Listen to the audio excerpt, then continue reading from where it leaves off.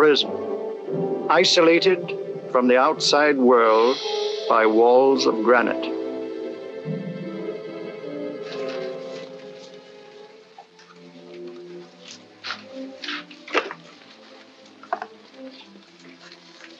They say you could get out of here by merely telling what you know. You may or may not be another Scotland Yard bloke. But I'll give you the same answer I gave the others. I still have 2 years, 8 months, and 6 days left in which to make musical boxes. That'll be sold at auction for the benefit of this delightful sanctuary. And I intend to serve them.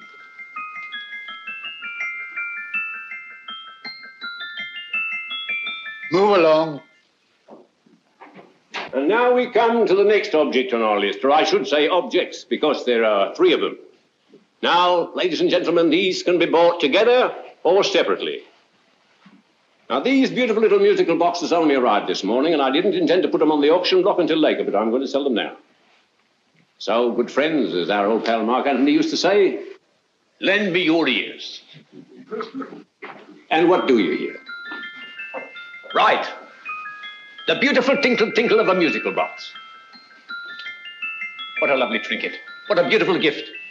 Created and made by loving hands. A thing of beauty and utility. I was going to start with £5. It's a bargain, £5. Do I see any hands? If there's a connoisseur in the house, will go £3 for it. £2. £1. 10 shillings. Thank you, sir. Ladies and gentlemen, 10 shillings is offered for a musical box you couldn't buy anywhere in London for less than £5. It'd be stealing to let it go for 10 shillings. Like taking milk from a baby. All right, we're selling for 10 shillings. 10 shillings, 10 shillings is offered, 10 shillings is offered, 10 shillings is offered. Will anybody give me £1? Will give me £1? Oh, won't someone give me £1? £1, £1 is offered, £1 is offered, ladies and gentlemen, £1 is offered. It's against you, sir. Will you go to £2? We go to £2, sir. £2. £2 is offered. £2 is offered. Going once, twice, third and the last call. Sold to the gentleman for £2. Sorry, my dear. Now, ladies and gentlemen, comes the opportunity to purchase an exact duplicate of the beautiful little musical box just bought by this gentleman for the ridiculous low price of £2. Now, it's exactly the same. Exactly the same. Made with the same hands.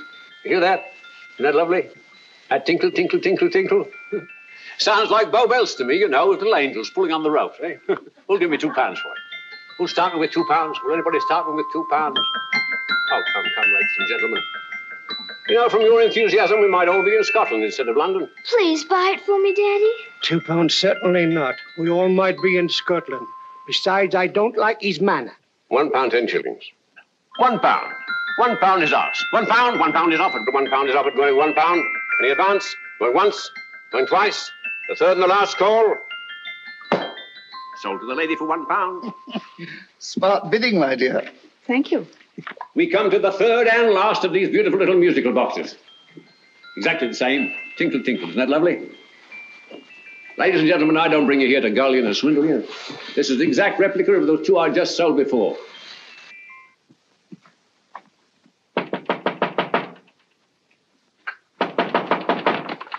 We're closed. But this is extremely important. Come in, sir, come in. I'm sorry to disturb you, but I was unfortunately delayed from arriving in time to bid on certain articles which I was rather anxious to obtain. Oh, perhaps they weren't sold, sir. We are carrying several things over. What might the articles be, sir? 3 identical musical boxes, about so large. Oh, I'm sorry, sir, but they were sold. Pity you weren't here to bid on them. They didn't bring anything like their real value. I'm most anxious to obtain them. I wonder if your records would show who the purchasers were. Oh, we don't usually give out that information, sir. For certain, shall we say, sentimental reasons, I'm most anxious to get in touch with the purchasers. I'd be willing to pay, shall we say, £5. Well, for certain sentimental reasons, sir, we'd be very happy to oblige. Alfred, today's sales. The 3 musical boxes. Musical boxes, yes. Ah, here we are. The first purchase for £2 from Mr. Julian Emery, 52 Portman Square. Write this address down, Alfred. Yes, sir. Second didn't leave any name. Oh, how unfortunate. I think she's a dealer. You see, they don't like us to know where the things are going. On account of the profits. You say the second purchaser was a woman. Can you give me a description of her? Oh, she was a young woman. Fairly tall, slender. She had a light complexion and dark hair, and she was wearing A grey suit, don't you remember? That's right. She probably runs a gift shop. She paid £1. You say she comes here fairly frequently? No, I didn't say so. But she does, sir. Like as not, she'll come in on Thursday. We have sales on Mondays and Thursdays. Oh. And the third box? The third? Mr. William Kilgore, 143B Hampton Way. For 10 shillings. Quite a drop from £2. Mr. Kilgore was a Scotchman. Oh. Well, thank you. You've been most helpful. Oh, thank you, sir. And any time you're passing, drop in. We always have lovely things for sale. How kind, sir? Thank you. I'll be back Thursday.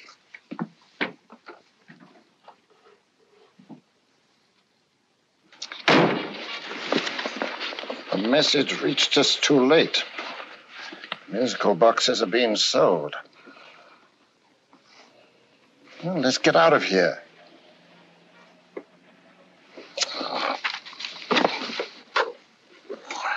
Someday you'll go too far. Reaching for a star, you fool. Yet a fool may touch a star, Colonel Cavanaugh, if he but reach high enough. But not possess it as you would. The musical boxes, they're being sold. What a pity for you, my dear Colonel. Is it my fault that the message reached us only an hour ago? Is it my fault that they were sold? You can't hold me responsible for that. Hope for your sake you're right.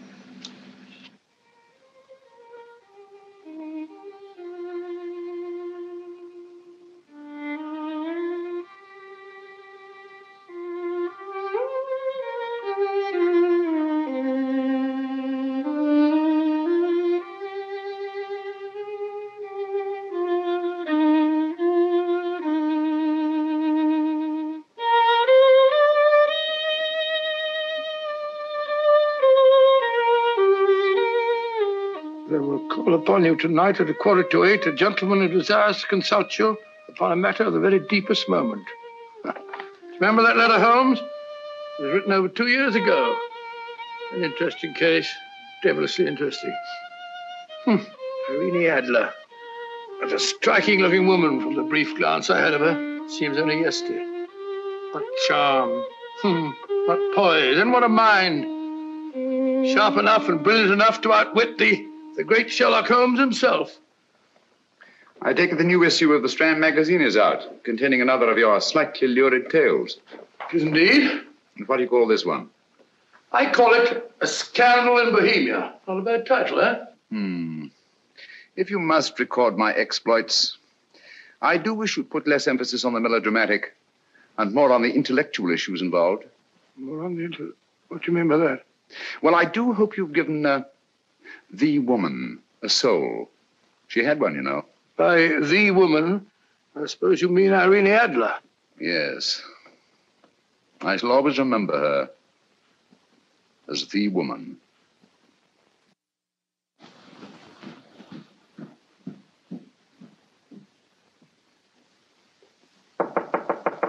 Come in. I think. That's it, old boy. How are you? How are you, old boy? I haven't seen you for years. I want you to meet my old friend Sherlock Holmes. Holmes, this is Stinky. In other words, Julian Emery. How do you do, Mr. Emery? Watson has often spoken of you. Oh, has he? Yes, we were at school together. Yes, more years ago than I care to remember, but you didn't come in here just to remind me of that. No, I just happened to be in the neighborhood and saw your lights burning, so I took the liberty of looking you up. Still writing your mystery stuff? Yes, there's a new one out this week. Good, I never miss them. Oh, good, thanks. I say that bandage makes you look very interesting. Still poking your nose into other people's business as usual? Who hit you? I haven't the foggiest notion. Somebody knocked me on the head in my own living room, and then proceeded to commit the most idiotic burglary you ever heard of. Fellow must have been balmy as a coot. Balmy? Why? Come sit down, old boy. Would you like a cup of tea? Huh? Oh, all right. I'll go and tell Mrs. Hudson about it. Yeah. Why do you say the robbery was idiotic, Mr. Emery? Oh, simply from the fact that with about £5,000 worth of musical boxes in my living room, the thief, who I caught in the act, made off with one that isn't even worth £5. I gather you're a collector of musical boxes. Yes, I am indeed. Some of them are very beautiful, but not the one that was stolen. The thief evidently grabbed the first thing that came to his hand when he heard me coming into the room. Still, it's rather odd, isn't it, that having disposed of you, he didn't pick up something more valuable. Mm-hmm. Was there anything unusual about the stolen box? No, nothing at all. No, I picked it up in the south of France, several years ago. You say you have many valuable music boxes, and yet the thief made off with one that isn't worth £5. Sounds like rather an intriguing little problem. Well, I take it that he was just an ordinary petty thief and didn't know the value. That is a possible explanation, and yet I venture to say that the average petty thief has a more extensive knowledge of the value of objets d'art than the average collector. Well, anyway, that's Scotland Yard's theory. They didn't get very excited about it. That's consistent anyway. I wonder if I might see your collection, Mr. Emery. Oh, of course you could, yes. Nothing a collector likes more than showing off his trophies. When would it suit you? No time like the present. Good. My place is just round in Portman Square. Shall we? Yes, right. Hello? Where are you going? Stinky hasn't had his tea yet. Oh, I'm sorry. We're going round to my place, where I'm going to give you something better than tea. Now, this one was made for Louis XV, and is one of the very few still in existence from that period. And a particularly fine specimen at that. Charming, isn't it? Quite. They all sound to me like a lot of mice running about on a tin roof. I'm afraid you have no ear for music, Watson. Give me a good old band playing a rousing march. You have all your silly little tweets.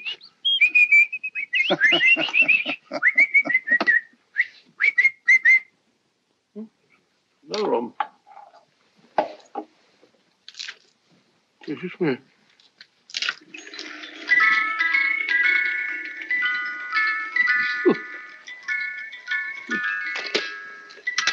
Stupid thing. Singing rabbit. What would you say offhand is the value of a box like that, Mr. Emery? Well, it's hard to say offhand, but I think we'll bring about £500 or £600 today. It's the gem of my collection. Yet a thief who steals an oddity like a musical box passes up one worth £500 for one of almost no value at all. Odd. Very odd. What was the stolen box like, Mr. Emery? Oh, just a plain wooden box about so big. Mm-hmm. As a matter of fact, I have one over here almost exactly like it. I picked this up yesterday at an auction room in Knightsbridge. Paid only £2 for it. Of course, I wouldn't in the ordinary way add one like this to my collection, but the tune intrigued me. I'd never heard it before.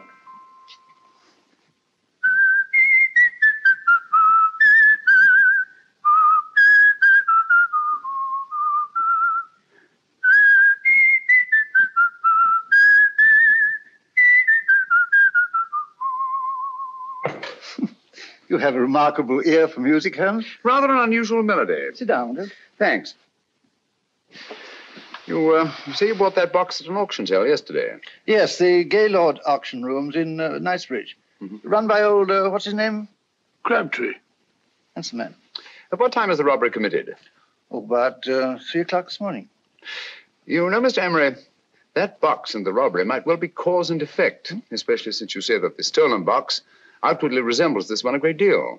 And Scotland Yard were not particularly interested, eh? Oh, yes, but I wouldn't blame them for that, especially as I told them I was quite unable to describe the thief, except, of course, for the fact that it was definitely a man. All you remember is that you came in here and someone struck you on the head. Yes, and the next thing I knew, my man was trying to revive me. It might be wise for you to put that box away somewhere and lock it up. Oh, I don't think that's necessary. Besides, everything's insured. Well, at least if any further attempts at robbery are made, I'd suggest that you call the police, rather than running into any personal danger. Oh, come, Holmes, aren't you being a bit of an alarmist? Possibly. Well, I must agree with old Stinky. Seems to me you are making rather a mountain out of a molehill. Molehill is the word, old boy, and it's time you were in bed. Thanks so much for letting us see your place. Now, it's been glad meeting you. Holmes, I can't understand why you were so mysterious. Seems to me the petty thief explanation was the only sensible one. Really? Yes, I can't see how you can believe it was anything else. I didn't say I believed it to be anything else. The petty thief theory is the obvious one, I grant you. However, it's often a mistake to accept something as true merely because it's obvious. The truth is only arrived at by the painstaking process of eliminating the untrue. We are not able to do that in this case without further data. Rubbish, you're pulling my leg. You're trying to turn a tuppenny halfpenny robbery into an international plot. No, I'm not. I just hope that your friend Stinky is a little more cautious in the future. Just in case.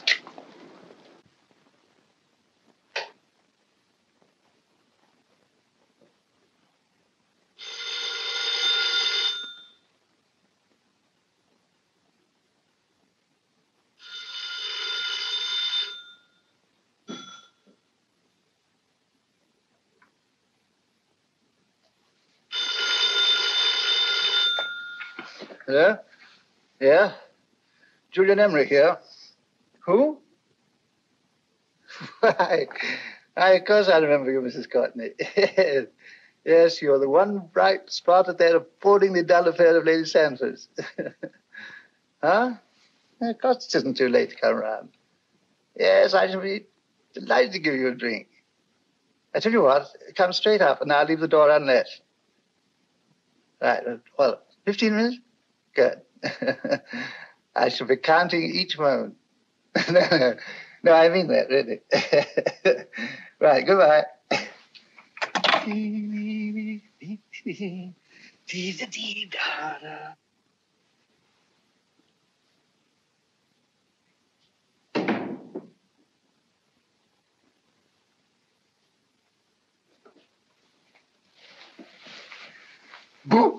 Oh, you startled me. Did I? Yes. Must be the pixie in me.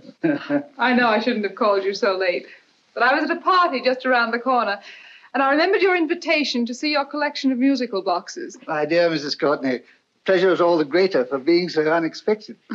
My friends call me Hilda. Thanks. Mine called me Stinky. Stinky, how quaint. Oh, what a perfectly wonderful collection of musical boxes. You know, when you told me you had a collection, I had no idea it was so attractive. Yes. They appeal to the ear as well as to the eye. Oh, what a plain little one. Why, it looks just like a country cousin amid all this grandeur. No. You mustn't underestimate the country cousin. Only last night a burglar broke in here, and with all these to choose from, went off with one very much like it. Really? Yes, I don't mind the loss of the box so much, but I do resent this crack on the skull. But it makes you look so interesting. Oh, do you think so? Uh-huh. It's funny, that's what old Fatso said. Fatso? I mean, Dr. Watson. He was here this evening with a friend, a Mr. Holmes. He's interested in my collection, too. Sherlock Holmes? Yes. Do you know him? I've heard of him. Yes, he seems to think I'm in some sort of danger. What a haunting tune. It takes me right back to my childhood. Really? Do you know, it's odd that you should be interested in that particular musical box. Odd? Why? Because Mr. Holmes is also interested in it. He may have been more interested in the tune than in the box. My dear, yes, that's right. I remember now. He whistled it note for note, having heard it only once. Really? He must be a remarkable man. Bit of an alarmist, if you ask me. Don't you believe in warnings? Of course not. Who'd want a box like that? I would. You're not serious. Oh, but I am. Well, you put me in a very awkward position. I'm a collector, you know. And the collector buys but never sells. But if the price were high enough... The price has nothing to do with it. It's the principle of the thing. Yes, well, we haven't had our drink. No, thanks. I must be getting along. Must you really? I'm afraid so. You're not walking out on me, are you? My reputation. Stinky. I say, you know, you are an attractive woman. Thanks.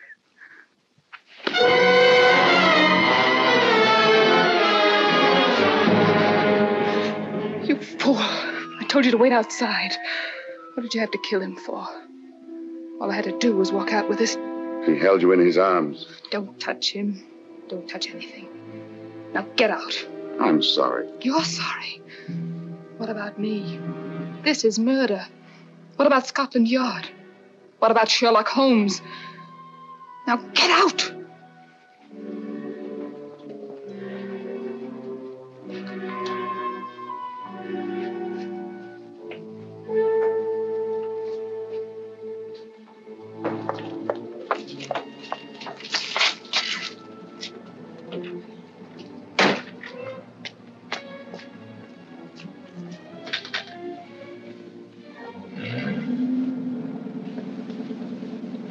Did you get it?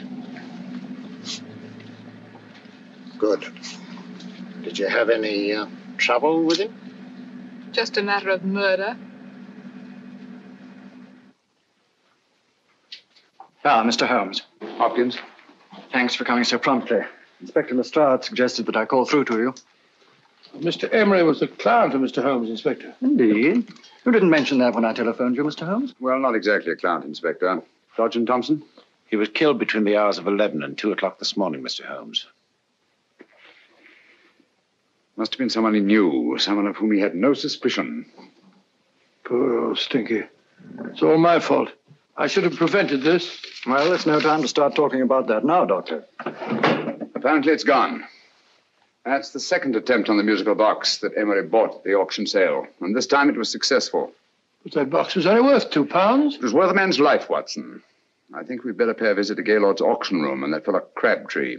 Inspector, may I suggest that you make a complete search of this flat for a small, plain, musical box about that size? Thank you. Come on, Watson. You say the first box went to Mr. Julian Emery. The second to Mr. Kilgore, 143B Hampton Way. And the third to the unidentified young lady who presumably has a shop and lives near Golders Green. That's right, Mr. Holmes. Isn't it rather strange, Mr. Crabtree, that you should have had 3 identical musical boxes all playing the same tune? Where'd they come from? Dartmoor Prison. Dartmoor? Yeah, we get a regular shipment from there every month. The inmates manufacture them. Well, they make all kinds of things, pipe racks, waste paper baskets, musical boxes. Did you happen to notice if anyone showed any particular interest during the auction in the purchasers of these 3 boxes? Oh, come now, Mr. Crabtree. This is very literally a matter of life and death. Well, since you put it that way, Mr. Holmes, there was a gentleman came in here about an hour after closing time, and he was in an awful state, he was. He gave me £5 to tell him where the boxes had gone to. He said they had a sentimental value for him, sir. Expensive sentiment. Can you describe him? He was tall, distinguished looking, and he had grey hair and a moustache. He was quite a gentleman, sir. What was his reaction when you were unable to supply him with the address of the young lady who owned the shop? I told him the young lady usually come back on Thursday. He said he'd come back on Thursday. Now, that's tomorrow. Thank you, Mr. Crabtree. You've been very helpful. Thank you. Come along, Watson. Where are we going now, Holmes? To the home of Mr. Kilgore, the man who bought the 3rd box.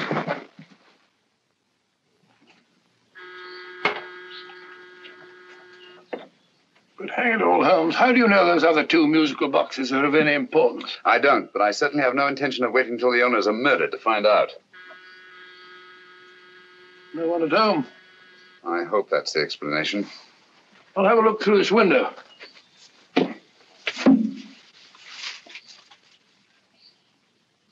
Doesn't seem to be anyone there. The whole place seems deserted as far as I can see. Yes. Mr. and Mrs. Kilgore at home? No. When do you expect them? Oh, in an hour or so. There's no use your hanging about. They don't buy nothing from peddlers. Peddlers? My good woman, this is Mr. Sherlock Holmes. Sherlock Holmes? Oh, go on. Do you mind if we come in and wait? My business is rather urgent. Well, I've got to go out and do my shopping. And I don't know as Mrs. Kilgore like any strangers nosing about. Quite all right, I assure you. Well, I've got to be off. You 2 wait in the parlour. And no smoking either. Mrs. Kilgore says it smells up the house.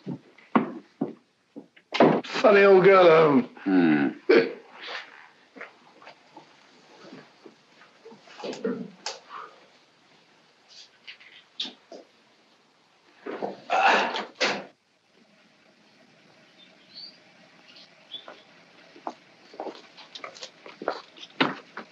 Park Lane. Park Lane? And what would the likes of you be doing in Park Lane? Now, don't worry about the fare, Ducky. If you knows how to get to Park Lane, up it.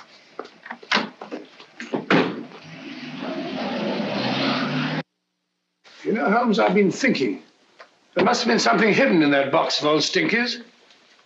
Stolen jewelry, possibly. What's up, Holmes? Listen. What's just the steam in the water pipes?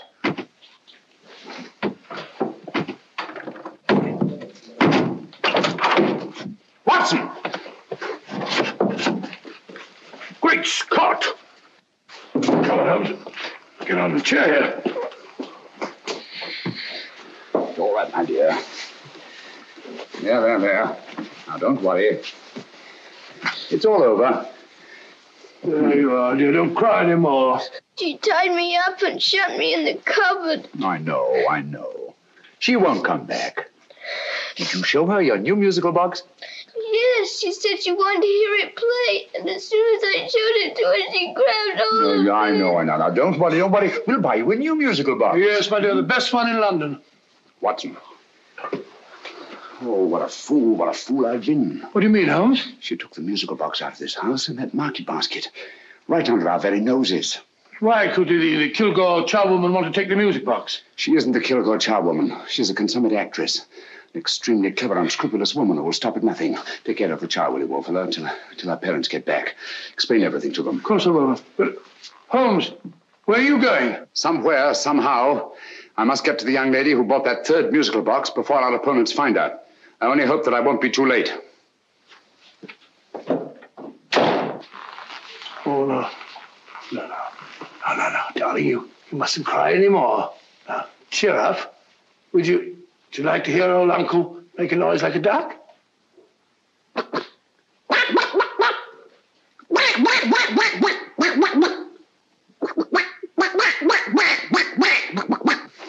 Oh, sorry.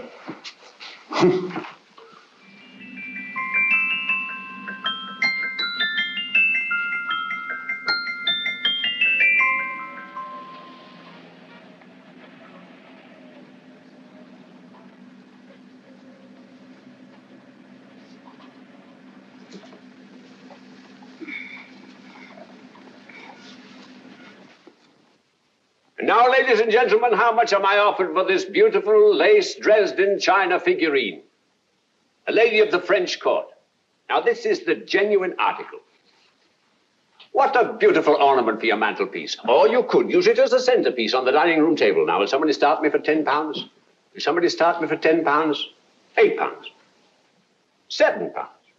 All right, £5 is offered, £5 is offered, £5 is offered, £5.10, £5.15, £5.15. £6 is offered, £6, going once, going twice, the third and the last call. Have you all done? Sold to the lady from Twickenham for £6. Next, we have a real museum piece, ladies and gentlemen. A fine 19th century doll.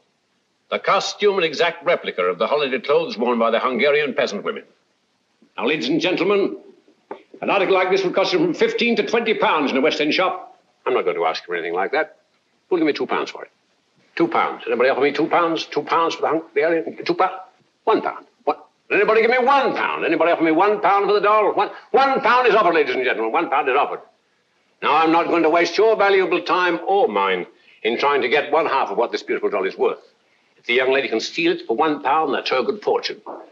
So it's going once, it's going twice, the third and last call. Any more? Sold to the young lady for £1. And now, ladies and gentlemen, may I draw your attention to something which may be a great surprise to you, worthy of any collection. The only other one like it is in the British Museum. It's a Ming vase of the 7th dynasty. This vase lay in a large collection somewhere outside Rome for over 2 centuries, I understand. It was discovered there by the noted antiquarian Sir Andrew Coppleston. Now, some of you may remember Sir Andrew Coppleston. Besides being a noted traveller and antiquarian, he's also a gentleman rider.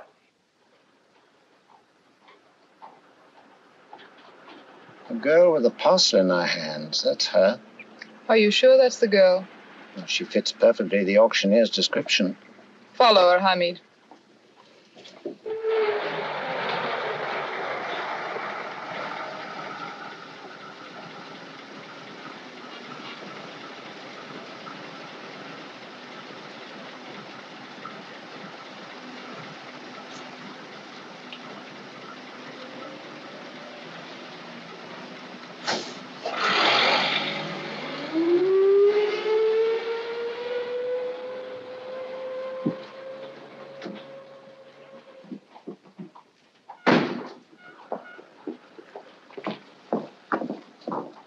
It's lovely, dear. And only £1.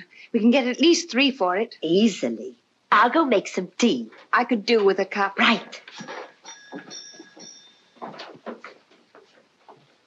Good afternoon. Good afternoon. I'm looking for a birthday gift for a 7-year-old girl. What would you suggest? We have some lovely dolls. Now, this Hungarian I think peasant... she has enough dolls already. Books are always welcome. Well, I'm looking for something a little different. Oh, that's rather cute. What is it? Oh, that's a musical box. Children always love them. And this is an exceptionally nice one. It plays many tunes.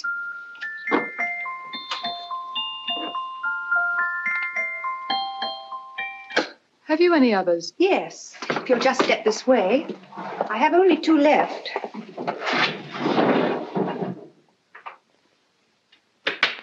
Oh, nice.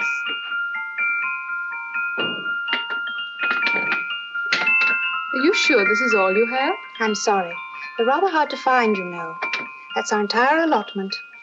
I did have one other, but I sold it earlier this afternoon. But it was only a plain wooden one. It wouldn't have been a very nice gift for a child. Really? Do you happen to know who the purchaser was? Why, yes.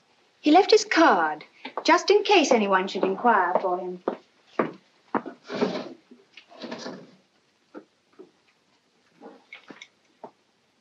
How interesting.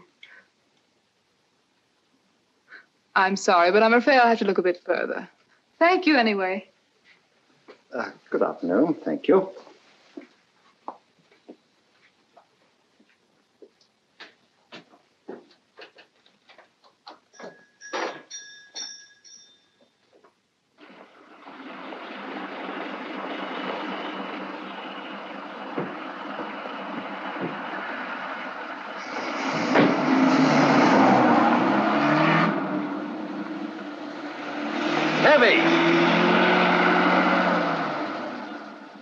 Follow that cab. Here, now, what? Scotland Yard. Hop in.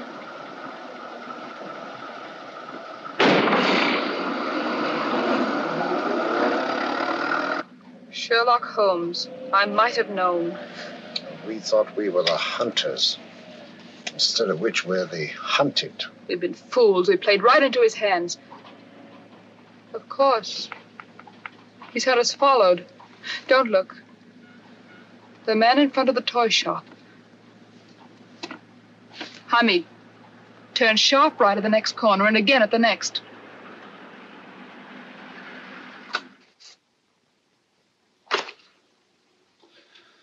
No photograph of her, Commissioner, as I expected.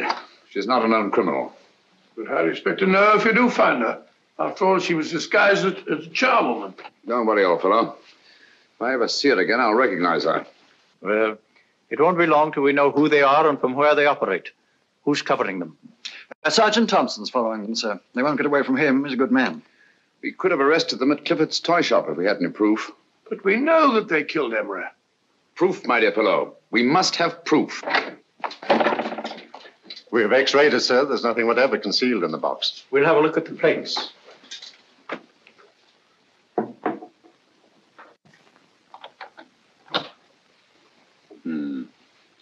There must be some clue. And it's probably so obvious that we've all overlooked it. Seems to me we're up against a bunch of lunatics. Not lunatics, my dear fellow. Extremely astute, cold-blooded murderers. What can these little musical boxes have in them that's so important? Don't forget, they were made in Dartmoor prison. You can smuggle stuff into prison, but not out. Do you want us to break the box apart, sir, to see if there's anything the x-ray hasn't caught? No, not yet. Do you mind if I take it? Certainly. Thanks.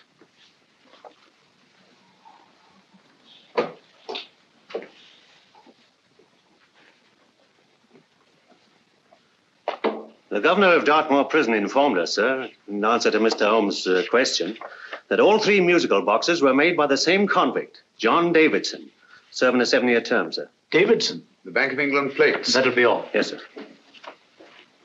Now we're getting somewhere. Wait a minute. How did you know about the plates, Mr. Holmes? I'm a student of crime, Inspector. I make it my business to know about such things. And when the name of Davidson was mentioned... Well, who is this fellow Davidson? As long as Mr. Holmes seems to know all about it already, I suppose there's no harm in telling you. 2 years ago in London, there occurred a robbery of such tremendous importance, although the stolen articles themselves have no intrinsic value whatsoever, that the Home Secretary was instrumental in seeing that not a word of it appeared in any newspaper. But you never told me anything about this, Holmes. You were away at the time. Articles of no intrinsic value and yet of such importance? I don't understand. Davidson was apprehended within 15 minutes of committing the theft. But by that time, he'd hidden the articles in question, and they've yet to be found. Before going further, Dr. Watson, I must inform you that this matter's not to be mentioned outside of this room. Of course not. Do I look like a man who'd gossip?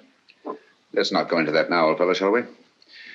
Davidson had been employed for years in a position of extreme trust by the engravings department of the Bank of England. The articles he stole were nothing less than a complete duplicate set of plates for printing £5 notes. What?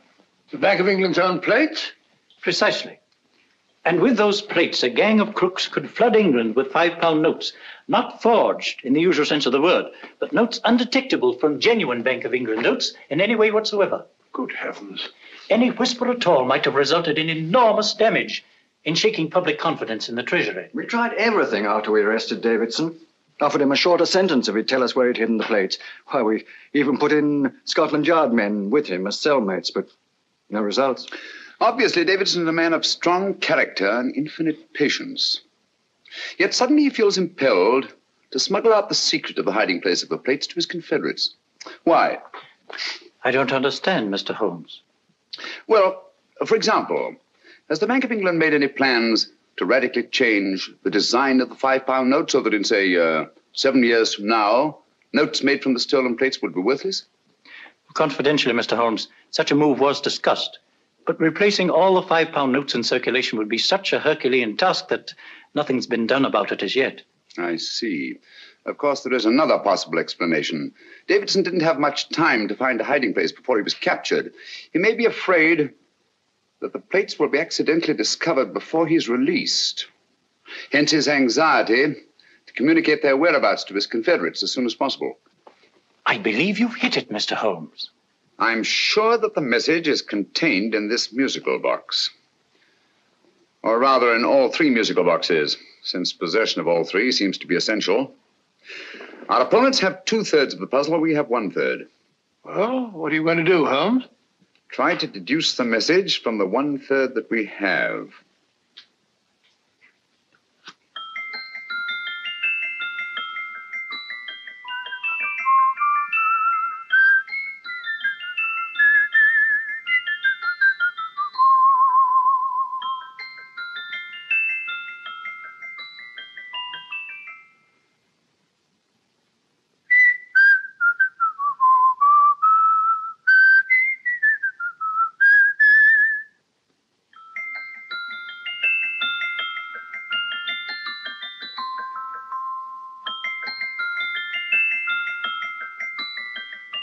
It's the same tune as the one played by Emery's musical box. And yet it's different. Sounds the same to me. The tune. Somehow the tune is the key to the mystery. It must be the tune. Otherwise, why use 3 musical boxes to convey the message? Why not collar boxes or shoe boxes? Yes? It's for you, Inspector. Oh, thank you, sir. Inspector Hopkins speaking. What? Where? Golders Green Station reports they've just found Sergeant Thompson's body. From the tire marks on his clothes, he was apparently run over by a taxi. What an unfortunate accident. Not an accident, my dear fellow. I'm afraid it's murder.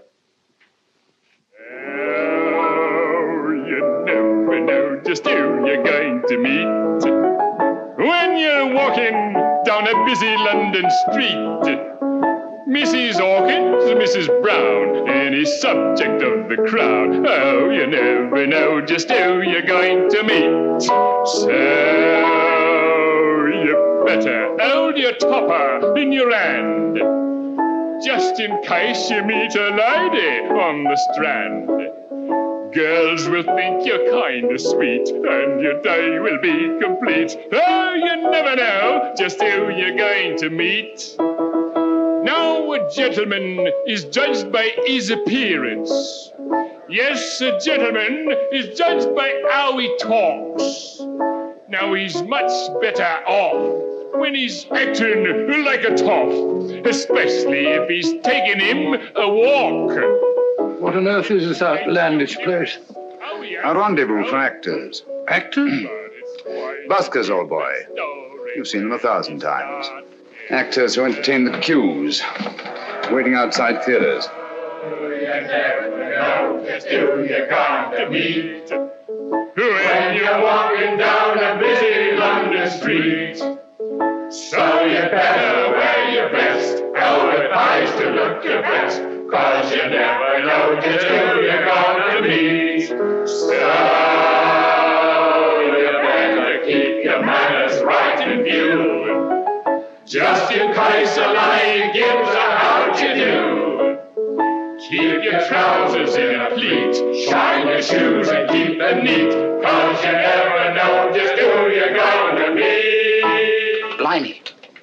Mr. Holmes. How are you, Joe? Never met him. And yourself? Fine, thank you. I want you to meet a friend of mine, Dr. Watson, Joe's sister. Oh, well, any friend of Mr. Holmes is a friend of mine. Hi, Joe. He did me a good turn once that I'll never forget. Yes, I cleared Joe of a most unpleasant charge. Murder, no less. Oh, really? By proving to the satisfaction of the police that he was busy at the time blowing open someone's safe. That's right, Governor. Good gracious me. Joe, now you can help me. Come on, buzz off, buzz off. Come on, up it, up it. Can't a gentleman have some peace and quiet around here? And you too. There you are, Mr. Holmes. Now we can have some peace and quiet around here. Thank you, Joe. There's £5 in this for you. Well, I wouldn't want to take it on myself, sir. But I can get somebody to do it for you for half of that. You don't know what the job is yet. For £5? Murder, ain't it? What? No, Joe, not murder, just music. I want you to identify a song for me. Oh, there ain't a song that's been written that I don't know. That's why I came to you. Of course, the violin is more my instrument, but, oh, well, here we go. Now listen to this, Joe.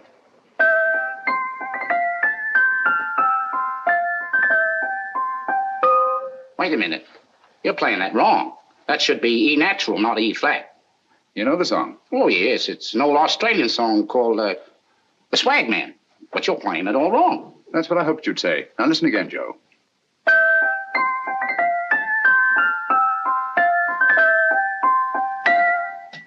That's the same tune, all right. But you're making different mistakes than you did the first time. No, not mistakes, Joe. Call them variations. Here, play the song for me, will you, the way it's written.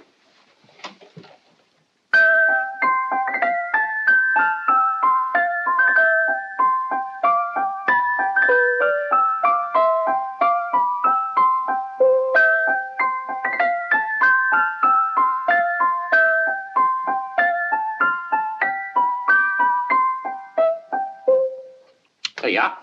Thank you, Joe. What's it mean, Holmes? Are you onto something? Perhaps. I don't know yet. It's probably a code of some sort. Joe, could you write the song down for me? The way it was originally written? Oh, sure, Mr. Holmes. But it'll take a few minutes. Mm-hmm. Here, Mabel. Pale ale. Come on, up to it. Along with it.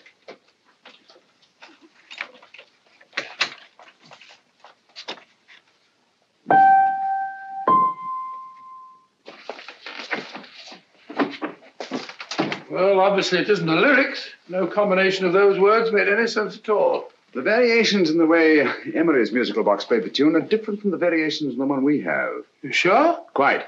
You see, I took the trouble to memorize the tune as played by Emery's box that night we were with him in his flat. Holmes, you amaze me. Elementary, my dear fellow. One of the first principles in solving crime is never to disregard anything, no matter how trivial. But why are 3 boxes? Why not 1? Because the message was obviously too long to be conveyed by any one variation. Then there's the 3rd box, the one that woman took from the Kilgores. That contains yet another set of variations. Yes, well, it's all beyond me. Well, all we have to do now is to find the secret of the variations. Not a very easy problem to solve, my dear fellow.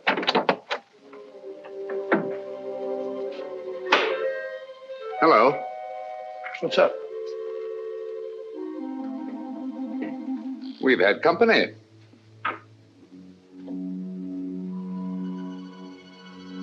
I say, this is outrageous. Ask Mrs. Hudson to come in here, will you? Right.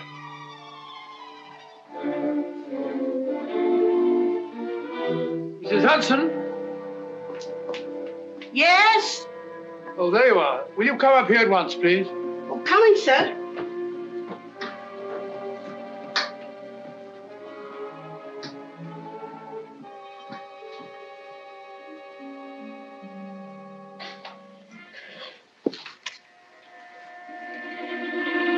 Mercy me, Mr. Holmes.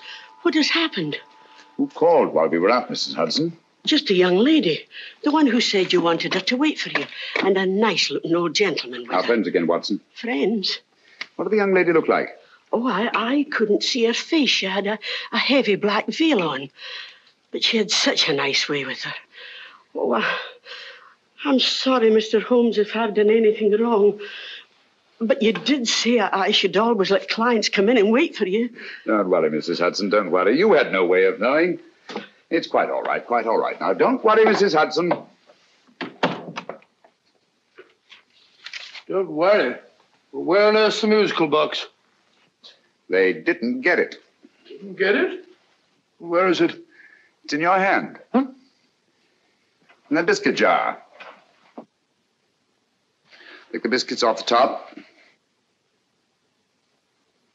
Now put your hand inside, and you'll find the music box.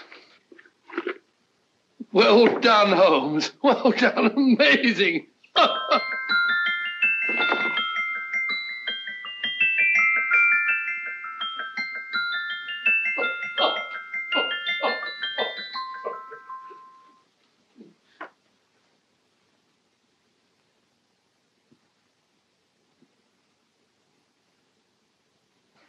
Whew. Nice fresh smell. Like a pub after closing time.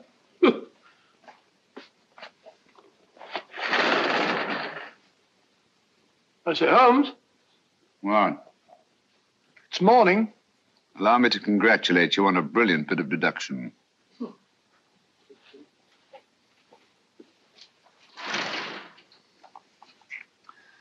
It's not a transposition, not a polygraph transposition, not a trigraph, nor any known form of decoding.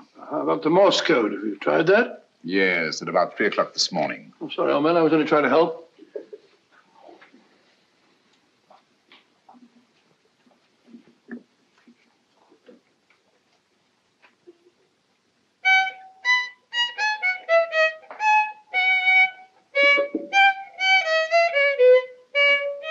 Oh, do me a favor. Not again. Must have heard that thing 1,000 times. Kept me awake all night.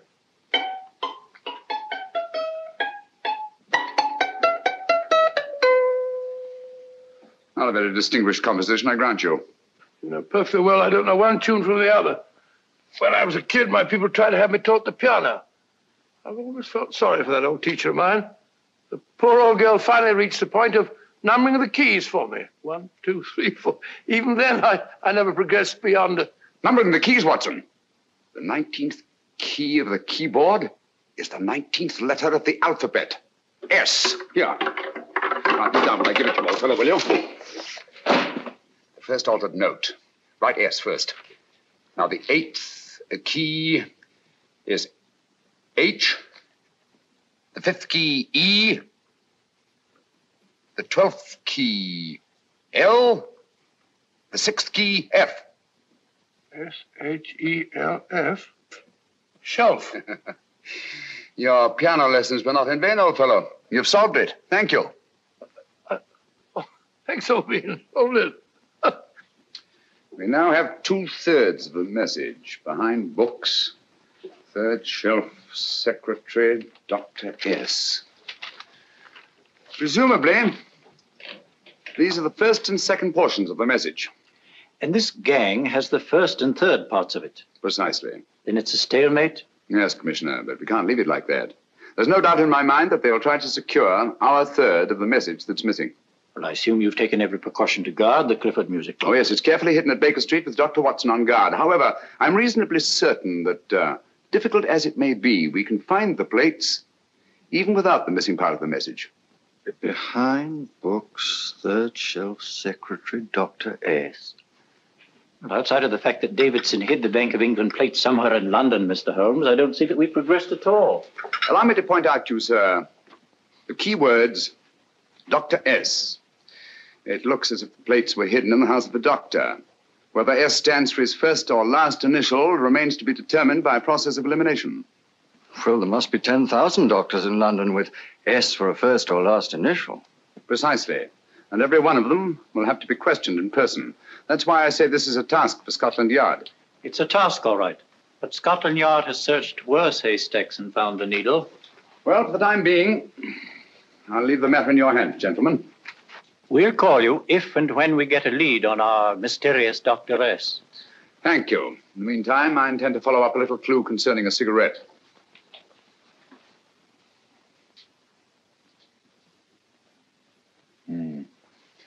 You're certain of the identification of the tobacco? Absolutely. I have made up this special blend for only 3 customers. It is almost pure Egyptian, with admixture of latakia for added body, and a pinch of perique. Merely a whisper, as one might say, for elusive fragrance. Yes. And the 3 customers? Major Wilson in Bombay, India. Mrs. Catherine Leamington Smith in Ireland. Yes, and the 3rd? Mrs. Hilda Courtney of Park Mansions, Bryanston Square. Thank you. Thank you very much. You've been most helpful. It is a pleasure to have been of service, Mr. Holmes.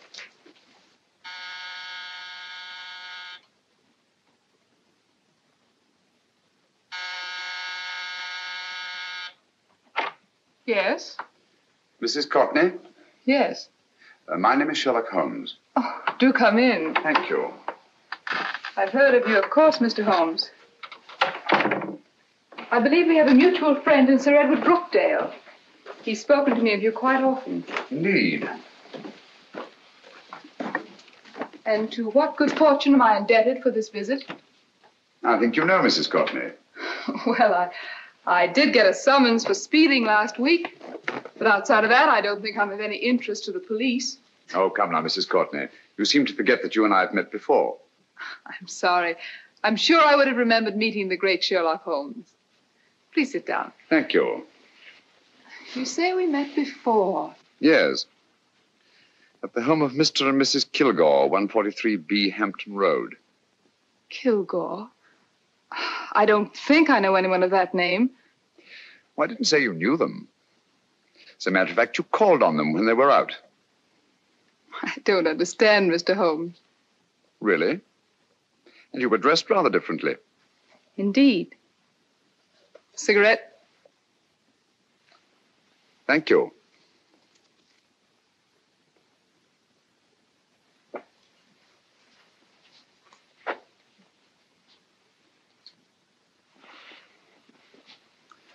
Thank you. You know, Mrs. Courtney, people generally forget, in assuming a disguise, that the shape of the ear is an almost infallible means of recognition and identification to the trained eye. Evidently, you've mistaken me for someone else. Oh, no, not at all. Though naturally, I expected your denial. But when you paid your visit to my rooms at Baker Street, you carelessly left behind another identification. They're identical, aren't they? Yes, I must admit they are. You see, Mr. Holmes, to catch one as clever as you, I had to use a very special lure. I knew you'd be unable to resist the bait of my cigarette, having read with great interest your monograph on the ashes of 140 different varieties of tobacco. I should advise you not to move, Mr. Holmes. I must congratulate you on your ingenuity, Mrs. Courtney. It was indeed a brilliantly designed trap. Thank you, Mr. Holmes. Praise from a master is indeed gratifying. I shall always cherish the memory of your flattering words. Memory? Precisely. I'm afraid these gentlemen have a most regrettable task to perform. Unless, of course, you care to turn over the missing musical box with your pledge to take no action against us in the future. I'm afraid that will be impossible. I thought that would be your answer. Hamid! Careful! Careful. There's no need to be unnecessarily rough with our distinguished guests. You realize, Mr. Holmes, that your demise will not take place here. The corpus delicti, you know. Well, naturally. Shall we go? It's so fearfully awkward having a dead body lying about. Don't you agree, Mr. Holmes? Another dead body shouldn't weigh too heavily on your conscience, Mrs. Courtney.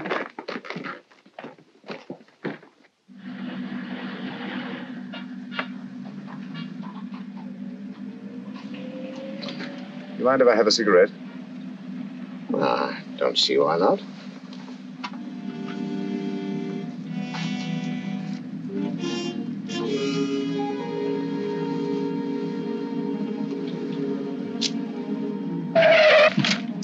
Be careful, Hamid. It's the brakes, they bind. Thank you, Colonel Kavanagh. It's very considerate of you.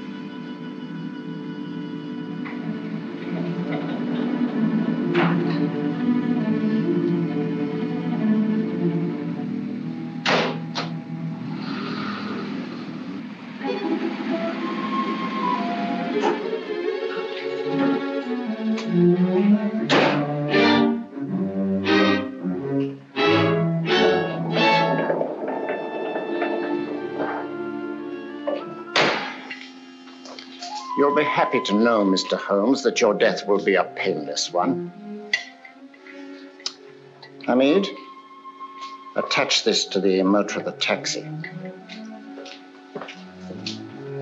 That little attachment, my dear Mr. Holmes, contains the deadly fluid known as monosulfide. The Germans use it with gratifying results in removing their undesirables.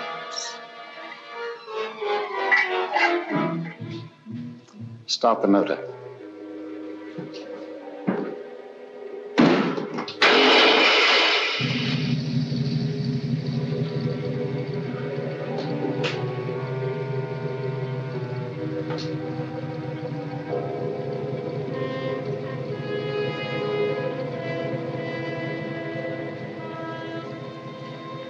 Tape his mouth.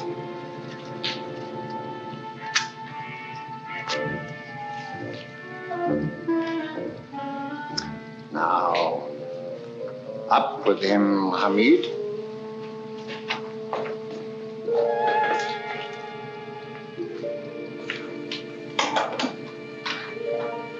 You find yourself like Muhammad's coffin, Mr. Holmes, suspended between heaven and earth.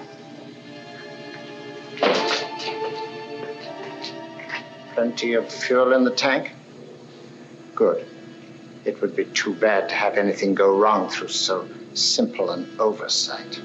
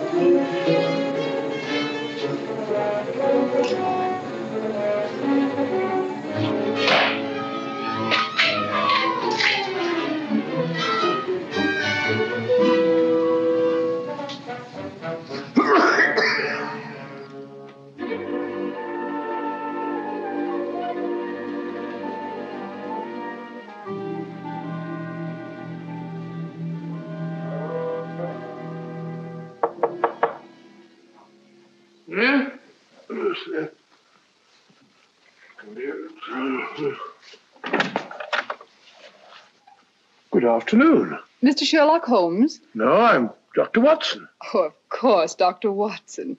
How stupid of me. Oh, so stupid of me. Won't you come in? Well, I really came to see Mr. Holmes. Oh, I'm afraid he's out. I don't know when he'll be back. Perhaps there's something I can do. Won't you sit down? Thank you. You know, Sherlock Holmes and I have been engaged on a great many cases. Oh, really? Yes, indeed. As a matter of fact, this very moment, we're involved in one of the most baffling... won't you tell me your trouble? I may be able to help you. That's very kind of you, Dr. Watson. Perhaps if I wouldn't be imposing too much. Imposing? Oh, there's no imposition. No imposition at all. A pleasure, I assure you. Now, tell me all about it, Miss Williams. Mrs. Williams.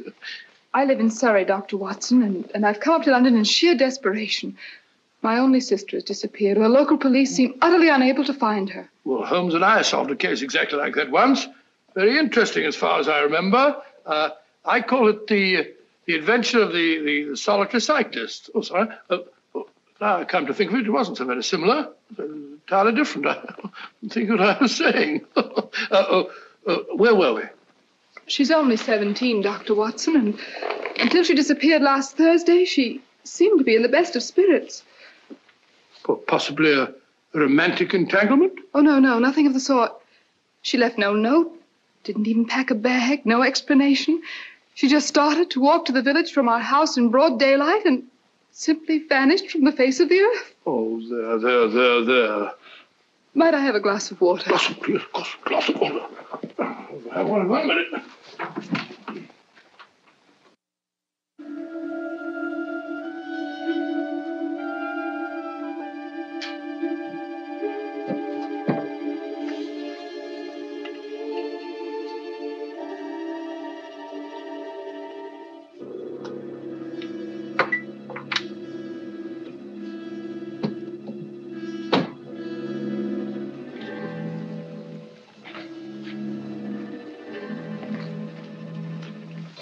There you are, my dear. Thank you, Dr. Watson.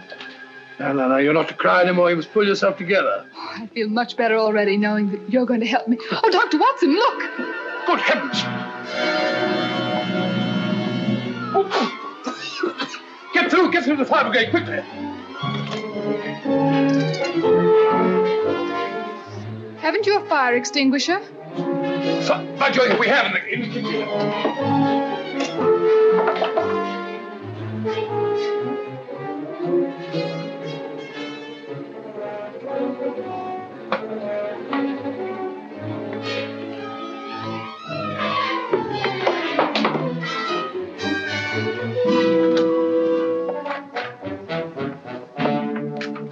Don't you worry, Miss Williams. We'll have this thing out in no time.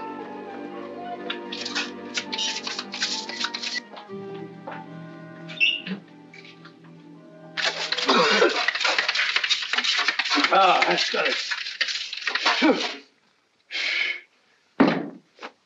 It's a mare. Well, you see, there was no need for the fire brigade after all. I hope you weren't too frightened, Miss Williams. Gone. That's the trouble with women. They always lose their heads in an emergency. Well,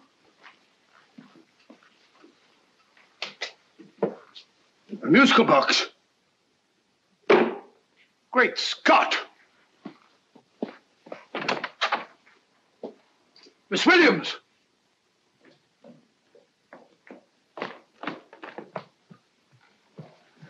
Well, good. And Holmes? By now, Mr. Holmes has no doubt exchanged his violin for a harp. Always assuming that heaven is his destination. Yeah. And now that we have the missing musical box.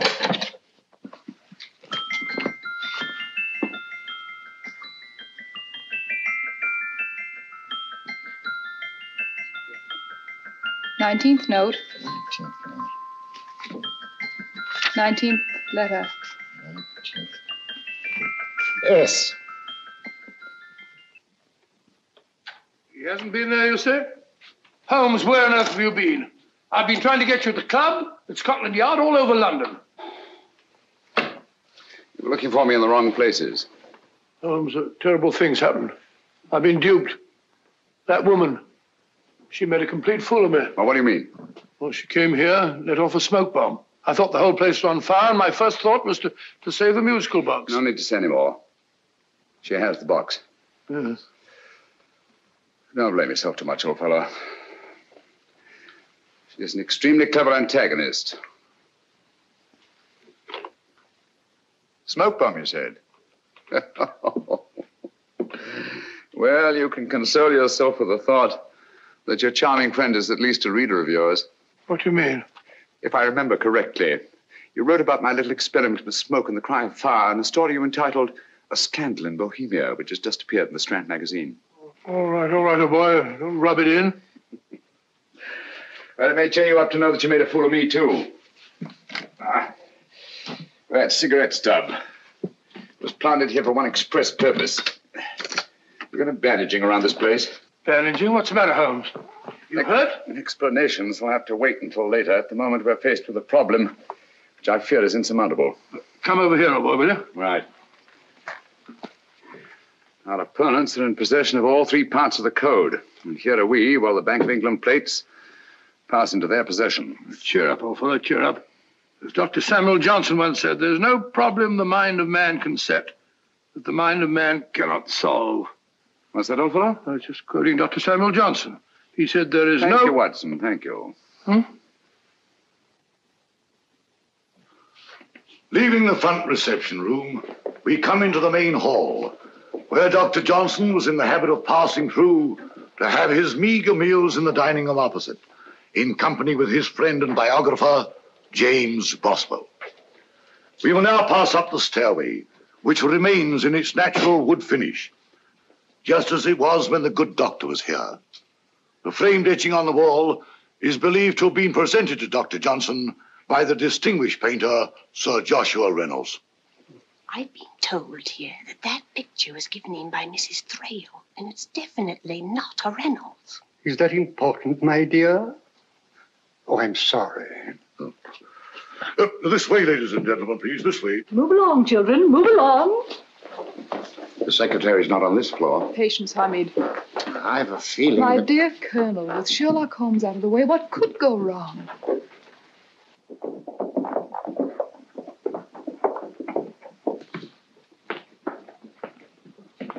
And here we have the Garrett Library, in which Dr. Johnson wrote his famous dictionary, and in which you will see also many of the great man's books and other items of interest. Step forward, ladies and gentlemen, please, step forward. Standing in the corner is the secretary, which contains many of the original works by the literary genius. On this table, Dr. Johnson's cat, Hodge, used to sleep while his master worked. A strange thing about this cat, ladies and gentlemen, was its love of oysters. They do say that the dear doctor often went hungry to find the cat that delicacy. What a pity. Now we will visit the grey room, which is immediately below us, in which you will see the very bed in which Dr. Johnson died. What did he die of? Gout. Just gout. This way, ladies and gentlemen. Mind the steps, please.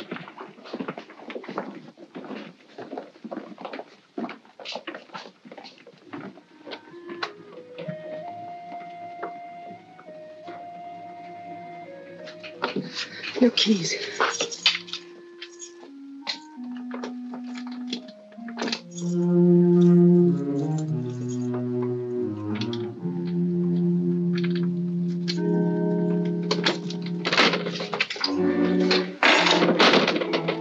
Third shelf up.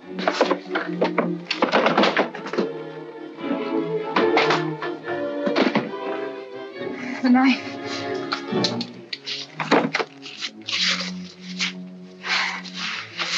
Gentlemen, the Bank of England plates. Well, Mrs. Courtney, so we meet again. No, I shouldn't do that if I were you, Colonel Cavanaugh.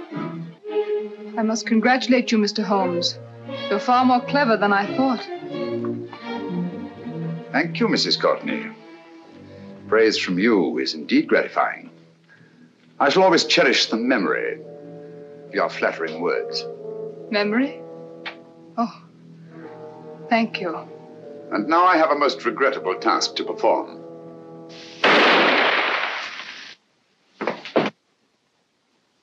Holmes! Coming, Holmes! Holmes, you all right? Perfectly, thank you, old fellow, but I think this gentleman on the floor requires some medical attention. We must see that he looks his best, you know, when he's hanged. Take them in charge.